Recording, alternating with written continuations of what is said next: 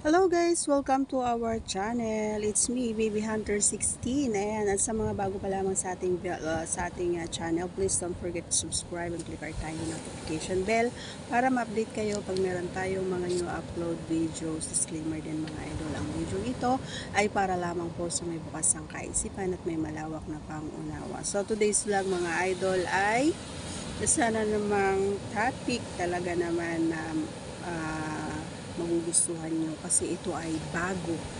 Ayan.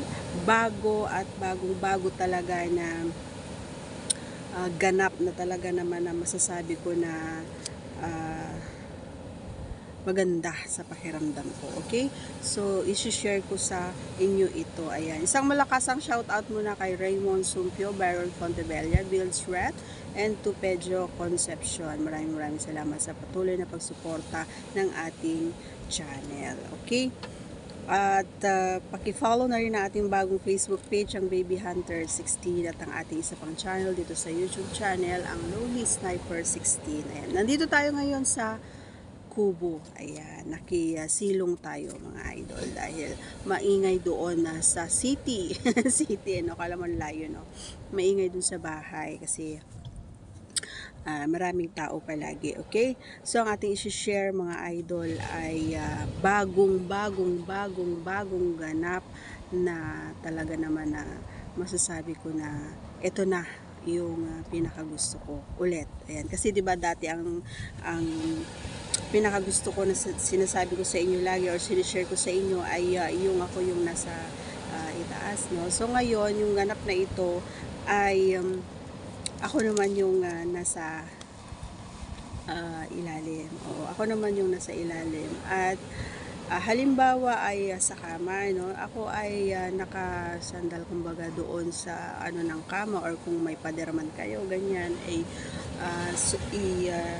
isandal mo ayon si iyong kapareha, at habang nakasandal ay syempre alam mo yung parang naka letter B yung dalawa niyang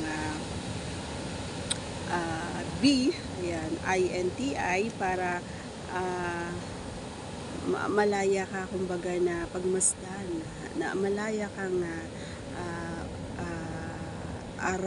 ro HIN, 'di ba? Ang kanyang P, 'di ba? At syempre bago ka mag-araro, siguraduhin na ito ay mabango, 'di ba? Linis, ganyan, kasi para naman awkward para sa babae kapag ganun. Kaya dapat bago ka umiksena, bago ka gumanap, pariboy, ay siguraduhin mo na nasabi mo sa kapareha mo kung ano yung gusto mong gawin. So, importante talaga ang ating komunikasyon pagdating sa ganito, ano?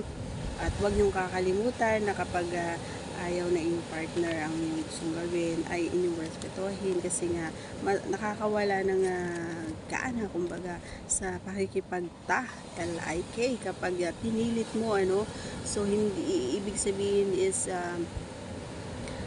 ikaw lang yung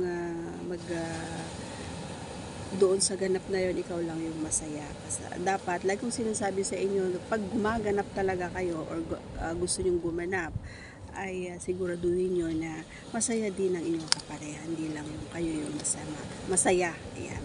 So, proceed, let's go back sa ating pinaka-main na usapin. Ayan. So, ito yung bagong-bago na gusto ko, ano yun, yung nakasandal tayo doon sa pader, o di kaya doon sa headboard ng ating KAMA. Ayan, at yung ating dalawang BINTI ay naka letrang V as in victory, and then kung mas maganda kung lalagyan mo ng UNAN sa kanyang PU, WET.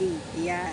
So, nagigets nyo ba yung mga sinasabi ko? Pasensya na ha. Inuulit ko, napakahirap ngayon mag-vlog dito sa Whitey kasi bantay sarado tayo ni Lolo Whitey.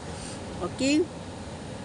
So, at pag ganun na yung pwesto, kumbaga, ni kapareha mo, parikoy, ay humanda ka na rin na ihanda mo na rin si T dahil o di kaya humanda ka na kasi nga handa na rin si P na iyong Ru, H-I-N. So malayang malaya kang kumain kumbaga ng kanyang masarap na at malinis na, 'di ba? Alam mo na. Kasi hindi maganda ang kumain kapag ito ay hindi malinis at saka hindi mabango. So kailangan masarap at mabango siya, okay? And then kapag ganun na, habang ikaw ay kumakain doon, parikoy, ay ihanda mo na rin ang iyong tea para sa ganap na gagawin mo. Alam mo kung bakit sinasabi ko? Kasi nga parang para sa akin to idol. Parang kapareha ito ng yung nakatalikod. Oo, yung babae. Para sa akin parang parehas lang siya at talaga naman na mararamdaman din ni T ang pinakadulong-dulo ni P kung ganung ganap, kung ganung estilo ang gagawin mo, parikoy. At saka malaya ka ding magagawa kung ano yung gusto ng kapareha mo doon sa kanyang SOSO, kung gusto mong SIP ang kanyang SOSO, is malaya ka. Alam mo naman, like kung sinasabi, ako kaya sinabi ko na bagong gusto ko at bagong paborito ko ito kasi nga number 1 na talagang gustong gusto ko na nilala RO na aking kaparehay ang aking SOSO. Yun, gusto ko na ini-SIP ng aking pasas. So, yun, gusto ko siya. At saka kapag siya na yung kumad YOT, pag kumad YOT na siya, ay talaga naman naramdam ko talaga sa kaduluduluhan. At habang siya ay gumaganap doon sa ibabaw, ay talaga naman, at habang sumisip-sip siya or nilalaro niya ang aking pasas, ay ramdam ko yung kili TI doon sa aking ting GIL. So talagang iba yung posisyon na ito talaga, mga idol. So try nyo. Ayan, kung nagets nyo yung sinasabi ko, ito yung bagong paborito ko. Inuulit-ulit ko talaga ito ipagawa sa kanya. Okay?